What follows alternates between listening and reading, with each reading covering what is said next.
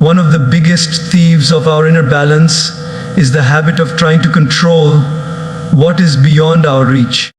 We live in a world that constantly teaches us to take charge and make things happen. While there is nothing wrong with putting in effort and working hard, the truth is, not everything in life is meant to bend to our will. The weather will not always be sunny when we want it to be. People will not always behave the way we expect. Plans will not always unfold exactly as we dreamed. And yet, we exhaust ourselves trying to force these things into place. It's like standing on the shore and trying to command the ocean waves to stop. You can shout as loud as you want, but the tide will still rise and fall as it is meant to. When we try to control what we cannot control, we create frustration, disappointment, and a constant state of restlessness within ourselves. We cling so tightly to our desired outcome that when life takes a different turn, we feel like the ground beneath us has been pulled away. But the moment we understand that there is a higher order guiding life, there is a wisdom greater than our shaping events, something inside us relaxes. We begin to see that letting go is not weakness, it is trust. It is trusting that the same God who painted the skies and moves the planets knows exactly how to arrange the details of our lives. Think about a river. If you try to block its natural flow, the water will only rise and create pressure, eventually breaking through in ways you can't control. But if you allow the river to flow and work with its current, you can navigate smoothly. In the same way, when we resist the natural flow of life by demanding that everything happen our way, we only increase our own suffering. But when we trust the flow, when we say, "This is beyond me and I place it in God's hands," we release the pressure and reclaim our peace. There is a deep freedom in focusing only on what is truly in your control. You cannot control the weather, but you can carry an umbrella. You cannot control someone's opinion about you, but you can control how you respond to it. You cannot control every twist in your journey, but you can choose to walk it with patience, grace, and faith. This shift in focus changes everything. It's like cleaning a foggy window. Suddenly you can see clearly where your energy should go and where it should not. In daily life, this understanding can save you from endless stress. Imagine you are stuck in traffic, late for an important meeting. You can either sit there honking, swearing, and feeling your heart race, or you can take a deep breath, accept that the traffic is not in your control, and use that time to listen to something uplifting, reflect in silence, or simply breathe. The situation doesn't change, but your experience of it does. And that's the beauty of letting go. The outer world may remain the same, but your inner world becomes calm. We often hear the phrase, "Let go and let God." It's not just a comforting line, it's a practical way to live. Letting go doesn't mean giving up or being passive. It means doing your best in the areas you can influence and surrendering the rest to the one who sees the whole picture. We see only a few puzzle pieces. He sees the entire design. Sometimes the delays, the detours, and even the disappointments are part of a path that will lead you to something far better than you planned. This approach also helps in relationships. Many times we want to change people, their habits, their words, their attitudes, thinking that our happiness depends on it. But people change only when they are ready, not when we force them.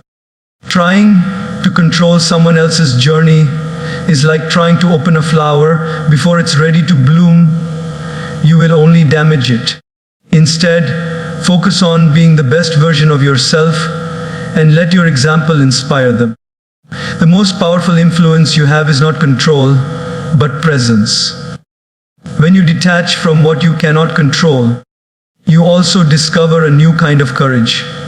You are no longer paralyzed by fear of what might happen, because you know that whatever comes, you will meet it with strength rooted in faith. It's like walking on a rope while holding the hand of someone you trust completely. You still need to take each step carefully, but you are not afraid of falling, because you know that hand will not let you go. Every day, life will present you with two circles: the circle of what you control and the circle of what you cannot.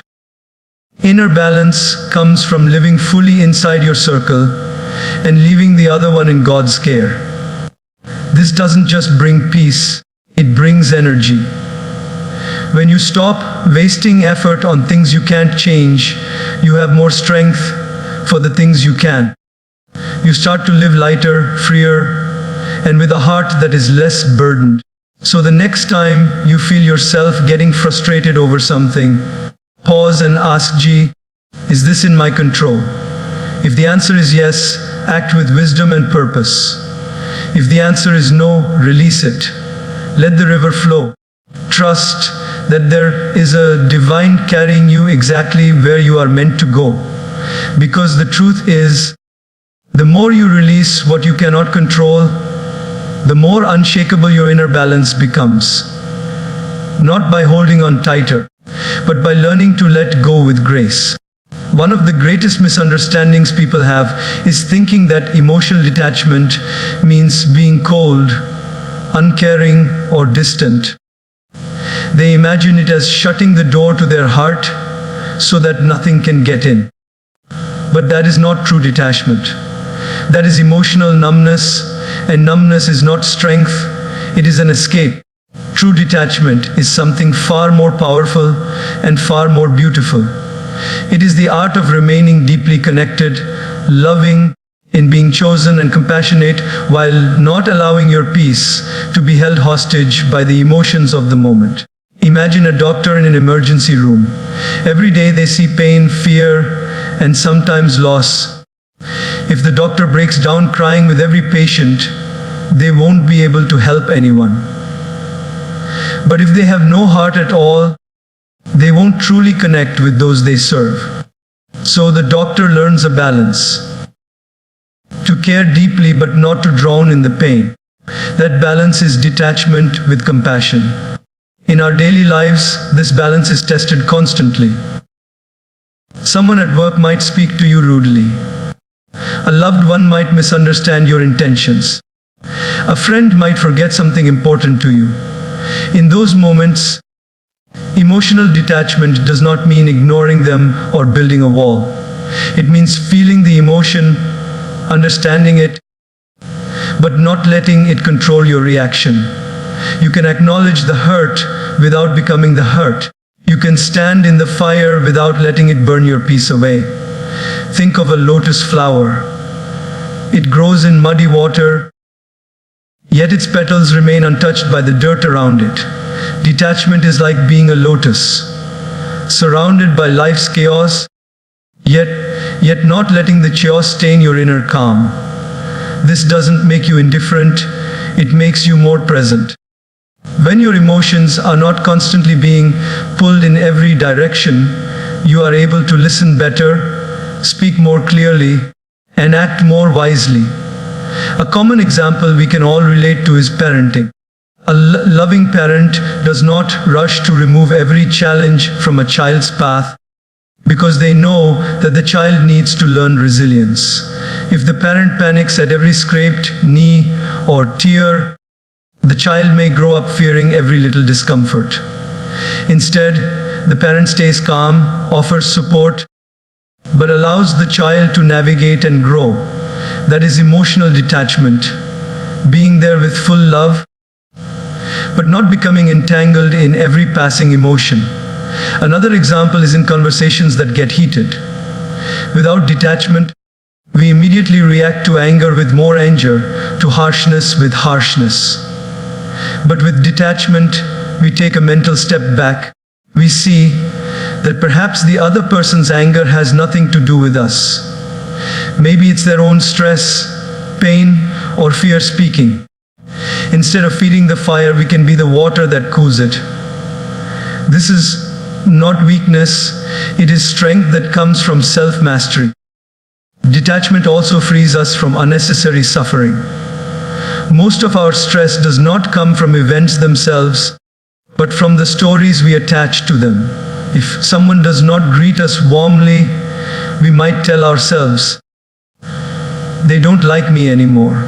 If we don't get a certain opportunity, we might think, "I am not good enough." These stories create suffering long after the event has passed. Detachment allows us to see the event for what it is, without adding layers of assumption and emotional burden. Now, does this mean we should stop feeling altogether? Absolutely not. Feelings are what make us human. Compassion is what connects us. But without detachment, compassion can turn into emotional exhaustion. With detachment, compassion becomes sustainable. You can keep giving without burning out. You can keep caring without collapsing under the weight of every problem you encounter. It is like being a sailor in the ocean. You can't stop the waves, but you can learn to ride them. If you try to fight every wave, you will exhaust yourself. If you let every wave toss you around, you will lose control.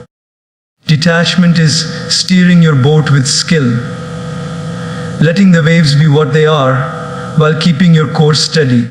And here is the truth: the deeper your connection with God, the easier detachment becomes.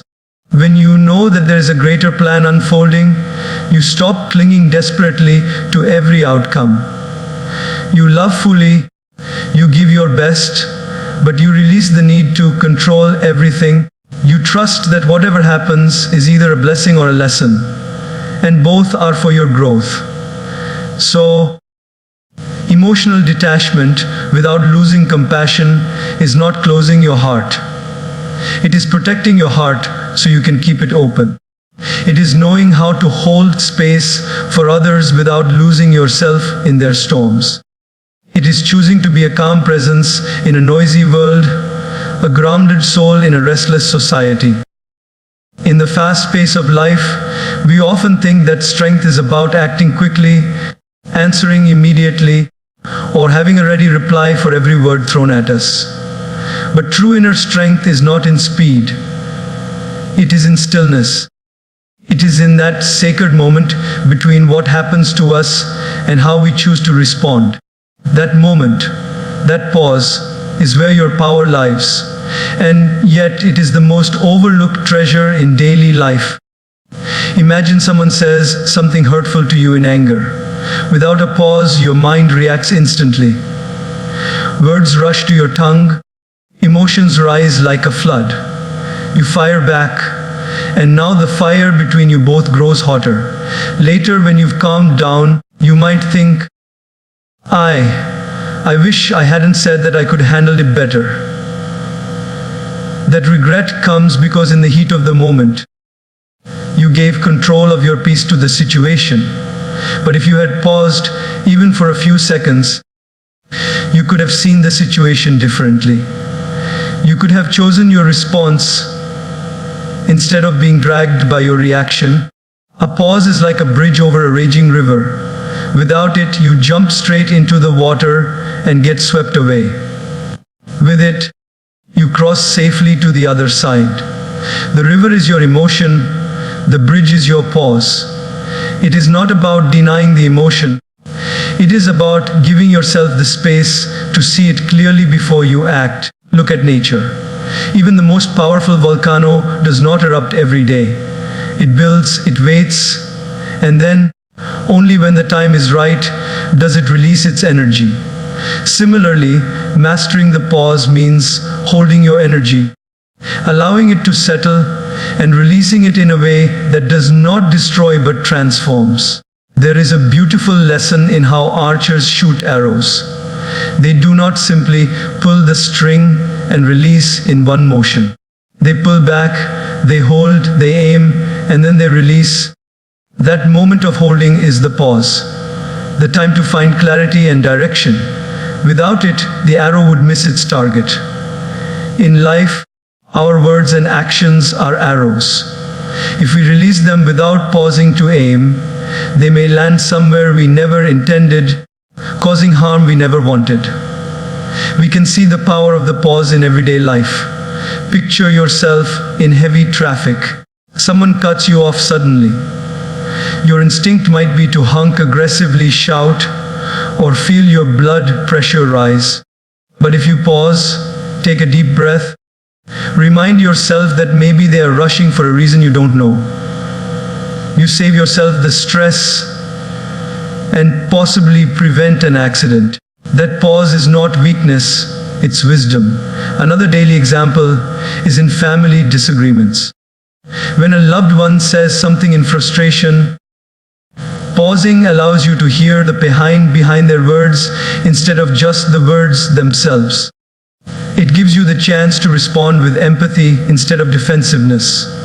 Sometimes, just a moment of silence, speak in turn an argument into a meaningful conversation. Mastering the pause is not about being slow, it is about being intentional. It's about recognizing that your first reaction is often driven by emotion, not clarity. The pause gives you the chance to let the initial wave of emotion pass, so you can act from strength, not from impulse. This is not easy in a world that rewards quick answers and fast replies. We are conditioned to respond instantly to messages, calls, and situations. But strength lies in breaking that habit, in training yourself to breathe, observe, and then decide. Even a 3-second pause can change the entire outcome of a situation. And here is where the spiritual dimension makes the pause even more powerful.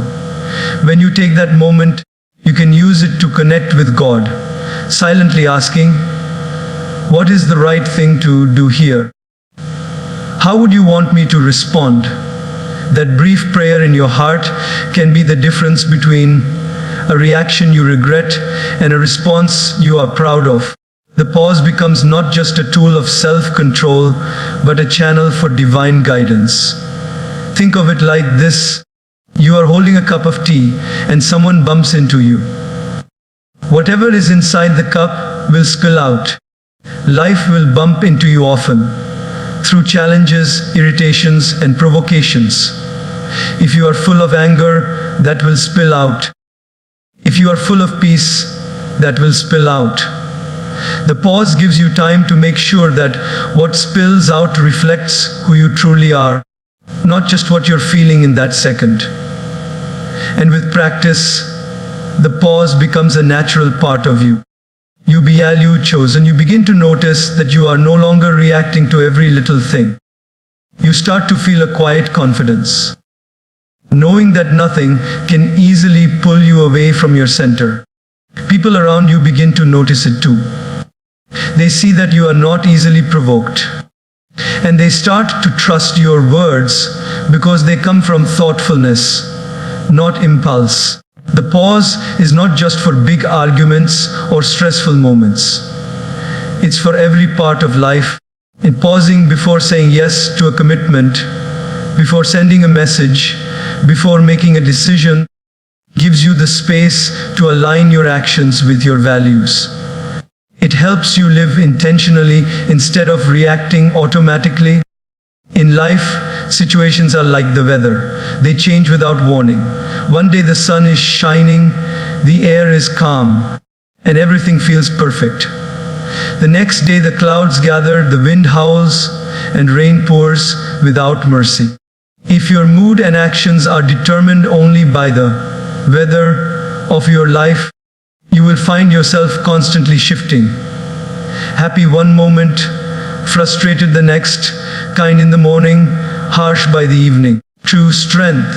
Strength is when your inner climate does not depend on the outer weather. And the way to create that stability is to live by unshakable values, not by the changing conditions around you. Values are like the roots of a tree. They are hidden beneath the surface, but they hold the tree steady during every storm. Without roots, a tree can be knocked over by the lightest wind. Without values, a person can be swayed by every opinion, every temptation, and every emotional wave. You might have moments of greatness that they're living chosen, but they will not last because they are not anchored in something deeper. Living by values means deciding who you are before life tests you. If honesty is your value, you remain honest whether it benefits you or costs you.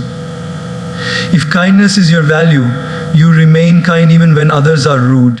If patience is your value, you practice it even when everything in you wants to hurry. This is the strength that makes you untouchable. Because situations will try to bend you, but your values will hold you upright. Think about a compass. A compass always points north, no matter where you or how much you turn it. It does not get confused by the scenery or by how many people are walking in a different direction. Your values should be like that compass, always pointing you toward your true north, no matter what is happening around you. Situations will try to turn you, but your compass will remind you where to go. We see this in small, everyday moments. Imagine you are in a shop and the cashier gives you more change than you are supposed to receive. The situation is tempting. No one saw it, and you could easily walk away with the extra money. But if integrity is your value, you return it without hesitation. You don't need to think twice, because you have already decided the kind of person you will be, regardless of the situation. Or imagine someone insults you publicly. The situation pushes you to respond in anger. But if dignity and self-control are your values, you choose your words carefully, not to match their level, but to rise above it. People may think you are weak because you didn't fight back with equal harshness, but in reality, you demonstrated a strength they may not yet understand. The challenge is that situations often disguise themselves as the reason for our actions. We say, "I was rude because they were right to me," or "I lied because it was a difficult situation." But in truth, situations are not the cause. They are the test. The real cause is whether our values are strong enough to guide us through that test. Living by values also brings peace of mind. When your decisions are guided by your values, you no longer waste energy worrying about whether you did the right thing. You may not always get the outcome you want, but you can rest knowing you acted in alignment with who you truly are. That inner peace is worth more than any temporary gain from compromising your principles. It's important to remember that values are not chosen for convenience. They are chosen for character. They will sometimes make your path harder. They may cause you to lose opportunities or relationships that are not aligned with them. But they will also ensure that the opportunities and relationships you do keep are built on trust and respect. And that is the kind of foundation that lasts. In the bigger picture, living by values makes you dependable. People will know where you stand. They won't have to wonder if you'll change your stance based on what benefits you in the moment. This consistency earns a respect that no title or wealth can buy. The world is full of people whose actions change like the wind. Being someone who stands firm is a rare and powerful thing. And here's the deeper truth. Values are not just about morality, they are about spiritual alignment. When you live by values, you are living in harmony with the higher laws of the universe. Honesty, kindness, humility, and patience are not just human ideals, they are divine qualities. Every time you choose them over convenience, you are strengthening your connection with God. That connection is what makes your inner strength truly untouchable. Life will always present you with changing situations. Sometimes it will be easy to do the right thing. Sometimes it will be incredibly hard.